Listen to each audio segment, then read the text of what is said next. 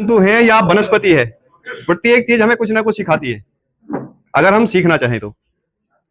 इसी कड़ी के साथ अभी जैसा आदेश हुआ है अध्यक्ष साहब की ओर से कि सबसे पहले हमें यह पता करना है यहाँ जितने भी किसान भाई हैं कि कितने लोग तो अपनी गाय को बैलेंस डाइट दे रहे हैं और कितने व्यक्ति ऐसे हैं जो अभी केवल जैसे घर पे होता है खल चोकर चुन्नी अपना ही मिला के वो खिलाते हैं। तो पहले तो ये बताइए जो कितने लोगों को यहाँ ये पता है कि बैलेंस डाइट पशु को कैसे दी जाती है, क्या होता है उसमें। तो ऐसे व्यक्ति जो भी है जिनको जानकारी है वो हैंड अप करेंगे, हाथ ऊपर कर लेंगे। सभी व्यक्ति मेरी बात पे ध्यान दें, जितने व्यक्तियों को ये जानकारी है कि गाय के लिए बैलेंस डाइट क्या है तो वो हाथ ऊपर करेंगे। अभी केवल एक हाथ ऊपर हुआ है। जी सर, जितेंद्र जी, बैलेंस डाइट के बारे में जितने व्यक्ति, हाँ, जो हमारी गाय कितने दूध दे रही है उसको हमें बैलेंस डाइट क्या देनी है, कितने लोगों को यहाँ जानकारी है? ठीक है सर, ठीक है जी। अच्छा, अभी भी यहाँ पे जैसे हम अपना फीड बनाते हैं, जैसे चना ले आए और उसकी दाल की चूरी ले आए, चोकर ले आए, उसमें हमने जो है खली मिला दी सरसों वाली, ऐसे मिला करके आज भी खिलाते हैं भिगो के। कितने लोग हैं ऐसे? सब है ना। अब हमें इसी चीज पे काम करना है। जितनी चीजें आपको पता होंगी वो मैं आपसे सीखूंगा, जितनी जानकारी है वो मैं आपको बताऊंगा। ठीक है जी। जब हम खल चोकर और ये सारी चीजें भिगो के देते हैं, क्योंकि वो राशन होता है कच्चा, उसको हम भिगोते भी हैं, फिर अपनी गाय भैंस को खिलाते हैं, तो वो पूर्ण रूप से पहली चीज तो यह है, जितनी मुझे जानकारी है, वो पचता नहीं है उसके अंदर। क्यों चौधरी साहब? कच्चा राशन है ना। दूसरा है, जो भी अच्छी कंपनी है, ना तो हम किसी कंपनी का प्रचार कर रहे हैं ना कुछ, जो भी अच्छा फीड बना रही है कंपनी, वहां एक्सपर्ट लोग लगे हुए हैं, उन्होंने जो है डॉक्टर हायर कर रखे हैं, उन्होंने जो बैलेंस डाइट कैसे बननी है ऐसे जो एक्सपर्ट लोग हैं वो हायर कर रखे हैं। जो अच्छी कंपनी है वो सारी चीजें देखती हैं, उसको लैब में टेस्ट कराती हैं, उसके बाद में एक बैलेंस फीड बनाती है। ठीक है जी। तो एक तो वो बैलेंस फीड हो गया, उसमें हमें क्या क्या चीज डालनी है वो सब कुछ डाल के देती हैं, ये चीज होगी। दूसरा हो गया, अब जब हम नियार खिला रहे हैं, अब कुछ किसान भाइयों के फोन आते हैं, जैसे हमारे यहाँ तो इस समय सूखा भुस्सा है वही खिला रहे हैं जी, हरा नियार नहीं है, तो वो कहीं ना कहीं गड़बड़ करेगा। कहीं पे क्या है कि इस समय जैसे मैंने इस क्षेत्र में देखा तो यहाँ भारी मात्रा में अभी मटर का छिलका चल रहा है ना, अच्छी चीज है जो भी है। कहीं पे क्या है, सुपर नेपियर खाली खिला रहे हैं, कहीं पे एक चीज और है, अगर हम हरा नियार ऐसा खिला रहे हैं इस समय जिसको पानी नहीं लगा है, पानी लगने में लेट हो गया है, वो गाय भैंस के लिए जहर बन जाता है। अगर हम इस समय खेत में जाके देखें और उसकी पत्ती बंद हो जाती है, जिसको मुरझाना बोलते हैं, ऐसा नियार भी हमारी गाय भैंस को नुकसान करता है। हम सोचते हैं हम तो हरा नियार खिला रहे हैं, तो हमें कितना सूखा भूसा देना है, कितना हरा नियार देना है या साइलेज देना है, कितने % हमें छिलका देना है, कितनी उसमें फीड देनी है, ये जानकारी हमें प्रॉपर होनी चाहिए। जब तक हम ये यहाँ पे नहीं पहुंचेंगे तब तक हमारी गाय में लॉस होता रहेगा। दूसरी बात एक और है, अब जब हम बैलेंस डाइट नहीं देंगे, डाइट इनबैलेंस हो जाएगी, तो फिर क्या होगा, क्या क्या समस्या आएंगी? सबसे पहले है रिपीट, बैलेंस डाइट नहीं देंगे तो हमारी गाय रिपीट होगी। दूसरी दिक्कत आएगी मस्टाइटिस, थनैला कई प्रकार का है, वो उसी इनबैलेंस डाइट से होता है। ठीक है। तीसरी चीज आएगी, गर्मी में हमारी गाय जो है, अगर हम उसको दूध के अनुसार चीजें नहीं देंगे बैलेंस करके, तो धीरे धीरे उसका बॉडी वेट कम होगा, उसको वीकनेस आने लगेगी, फिर क्या होगा, उसको बुखार आने लगेगा, दूसरी कई सारी चीजें हो जाएंगी, और एक स्थिति ऐसी आती है कि थिलेरिया बन जाता है। और थिलेरिया में अगर 9 गाय चपेट में आएंगी ना, तो मैं समझता हूं 7 तो बचनी मुश्किल पड़ती है, 1-2 ही बच पाती है, और जो बच जाती है वो भी गाय मतलब क्या है कि बड़ी समस्या है। ये तो ये हो गया चीजें, तो ये चीजें हमें समझनी पड़ेंगी। बैलेंस डाइट, हम जैसे मान लीजिए हम केवल रोटी खाते रहे खाली ना, उसमें सब्जी या जैसे चावल भी खाते हैं, थोड़ा बहुत दूसरी चीजें भी लेते हैं, दूध भी लेते हैं, घी भी लगाते हैं, सब कुछ वो किस लिए कि हमारी बॉडी सही रहे। अगर केवल हम घी पीने लगे, अगर हम इसी चीज पे आ जाएं, सारी चीजें छोड़ के घी पीने लगे, तो भी मामला खत्म है। केवल हम सोचे सूखी रोटी खाने लगे तो भी मतलब क्या है, सारी चीजें बैलेंस। तो ये हमें समझना पड़ेगा कि बैलेंस डाइट क्या है गाय की। ठीक है। दूसरी चीज, जैसे मैंने यहाँ पे गाय देखी, बहुत अच्छी क्वालिटी की यहाँ गाय है, बहुत अच्छी ब्रीड है, लेकिन थोड़ा सा कहीं ना कहीं मैनेजमेंट जो गाय को जिस लेवल का चाहिए सुविधाएं, वो कम है इन गांव के हिसाब से।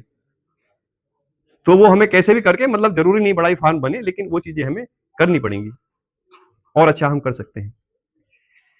हमें किसान तक, चूंकि आज की तारीख में क्या है, पशुपालन किसी से ही बात कर लो, भैया इससे सही है 2 लीटर मोल को ले लेंगे, 4-5 लीटर दूध देती है, 300-400 का उसमें खर्चा आ जाता है। बीमारी इतनी है, अभी लाए थे जी, 2 महीने दूध नहीं पिया, हमारी तो गाय भैंस मर गई।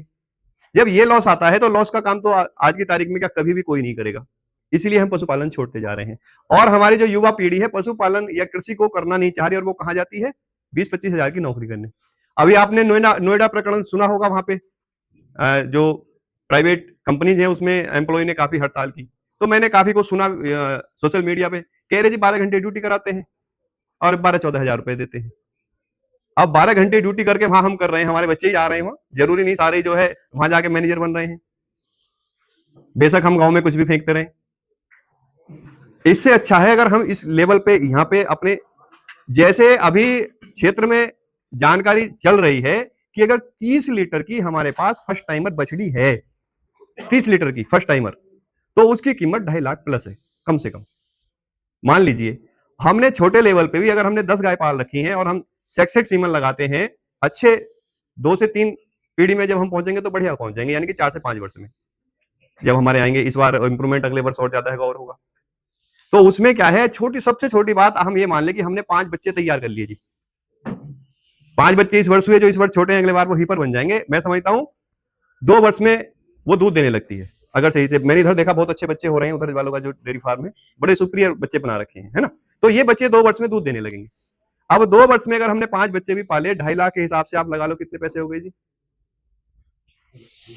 मैं समझता हूं 1 लाख रुपए की सैलरी जल्दी से कहीं बाहर मिलने वाली नहीं है, या मिल जाएगी। केवल छोटा काम ये बता रहा हूं। और आप ये समझिए आज की तारीख में अगर 30 लीटर प्लस वाली 1500 गाय हो ना जी, मेरे को बता दो, एक दिन में बिक जाएंगी, इतनी बड़ी डिमांड है। तो हमें क्या है, इन चीजों को, जो हमारे युवा हैं, बहुत अच्छा मुझे लग रहा है, काफी बच्चे जो हैं इस चीज में आ रहे हैं। एक बच्चा बिहार से आया है जी, पूर्णिया डिस्ट्रिक्ट से, मेरे पास, उसको 1.5-2 महीने हो गए, वो केवल सीख रहा है, बिहार से ग्रेजुएट है, और वो सीखने के लिए आया कि वो कह रहा है जी गुरुजी चाहे मुझे 2 वर्ष लग जाए, मैं यहाँ से एक एक चीज सीख के जाऊंगा और मुझे डेयरी फार्म ही चलाना है। तो ये जो हम दूसरे की नौकरी करते हैं और वहां पे हमारा सही से खर्च भी नहीं चलता है, ये कारण क्या है? क्योंकि हमने, अच्छा एक चीज बताओ, अगर किसी का, मैं तो देखता हूं बच्चे वाले भी आते हैं, तो वहां पे आगे जब बात ये होती, देख ले, या तो गुरुजी की बात सुन ले, पढ़ ले, वरना भैंस लेके दे दूंगा। यानी कि हमने ये कार्य ऐसा सोच लिया कि जिससे कुछ ना हो वो भैंस पालेगा या गाय पालेगा, सबसे निचले स्तर का।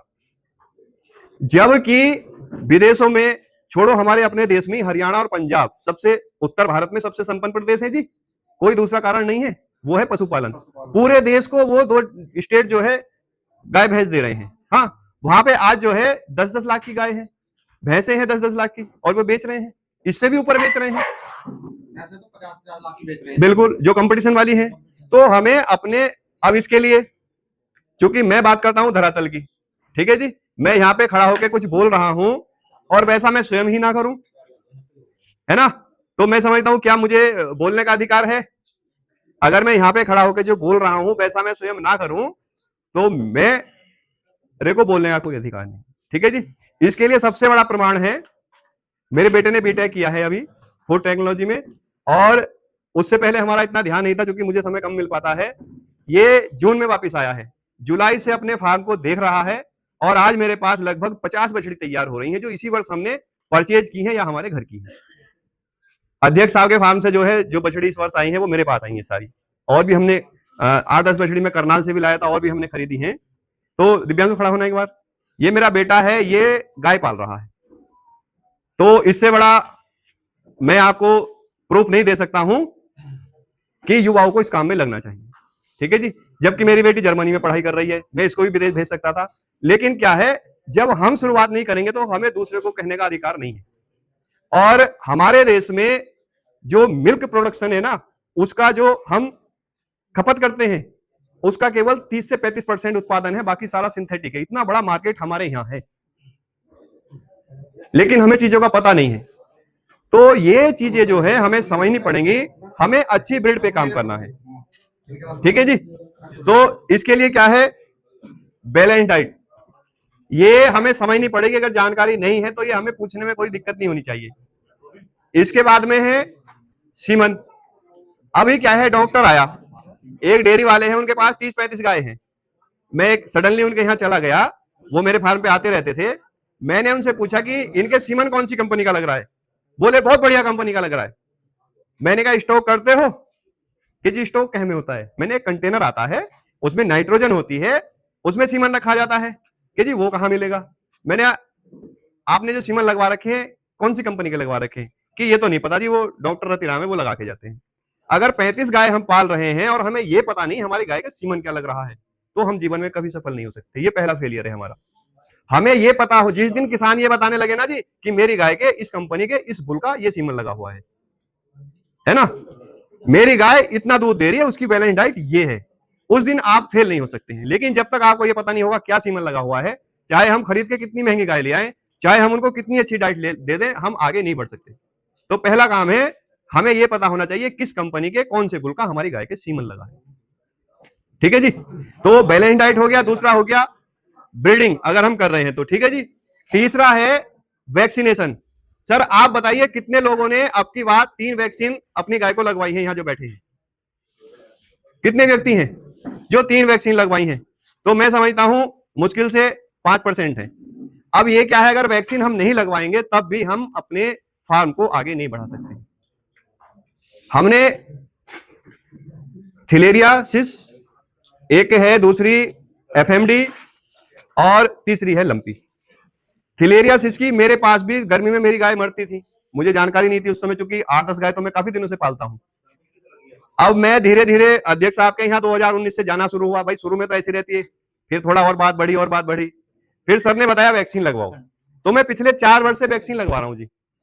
तो पिछले 4 वर्ष से जब वैक्सीन लगवाई तो 1 वर्ष थोड़ा सा शुरू में रहता है, पिछले 3 वर्ष से हमारे यहाँ कोई गाय अभी तक मरी नहीं है।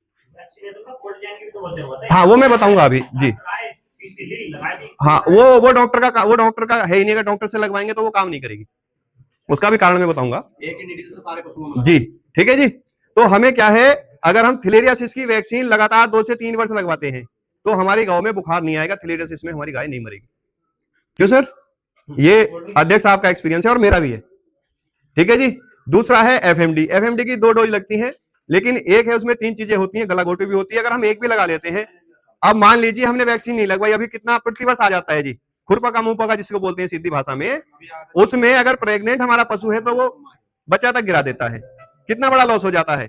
और अगर आ गया दूध वो दे रहा है 25 लीटर, जब वो खाएगा नहीं पिएगा नहीं, बेकार हो जाएगा, दूध खत्म हो जाएगा। तो ये वैक्सीन का, तीनों वैक्सीन का हमारा साल का 400 से 500 रुपए खर्च है और पता नहीं कितने पैसे बचाता है। ठीक है जी, तो इस पे हमें ध्यान देना पड़ेगा वैक्सीनेशन, चाहे हमारे पास एक पशु है।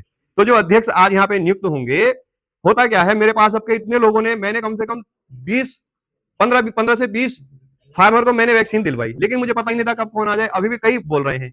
तो इससे ये होगा, जो भी जिला अध्यक्ष होगा आप उनके टच में रहेंगे। अब एक मैसेज आपके पास जाएगा, डिस्ट्रिक्ट लेवल पे एक ग्रुप बन जाएगा कि जी इस महीने ये वैक्सीन लगनी है, जो जो लेना चाहते हैं वो अपना ऑर्डर दो।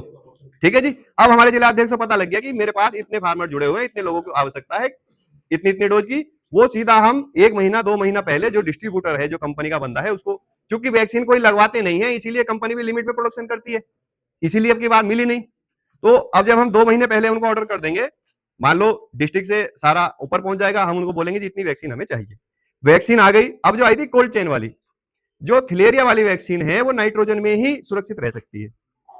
नाइट्रोजन में से निकलने के बाद उसकी लाइफ मेरे ख्याल से 10-20 मिनट है, उससे ज्यादा नहीं है। एक घंटा सर बता रहे हैं, 1 घंटे तक भी, फिर वो वापस नहीं रखी जाएगी, वो खत्म है। ठीक है जी, जो दूसरी वैक्सीन है लंपी वाली और एफएमडी वाली, वो भी जो है आइस बॉक्स में ही रखी जाती है, यानी कि हम लेके आए आइस बॉक्स में लेके आएंगे, उसके बाद में हमें फ्रिज में रखनी है। और फ्रिज हमारा चालू होना चाहिए, ये नहीं लाइट चली गई और रखी फ्रिज में है तो भी वो खराब हो जाएगी। उसका यही है जी सर। हाँ जी, अब जैसे भैया ने बताया था कि डॉक्टर जो वैक्सीन लगाते हैं, जो गवर्नमेंट की वैक्सीन आती है, उनके लगने के बाद भी बीमार हो जाता है पशु। उसका कारण यही है कि वहाँ जो कोल्ड चेन है वो मेंटेन नहीं होती है। वहाँ सरकारी हॉस्पिटल में केवल लाइट पे फ्रिज चलता है, लाइट चली जाती है तो उसकी गुणवत्ता पे विश्वास नहीं किया जा सकता है, क्योंकि पशु हमारे हैं, ध्यान भी हमें रखना पड़ेगा।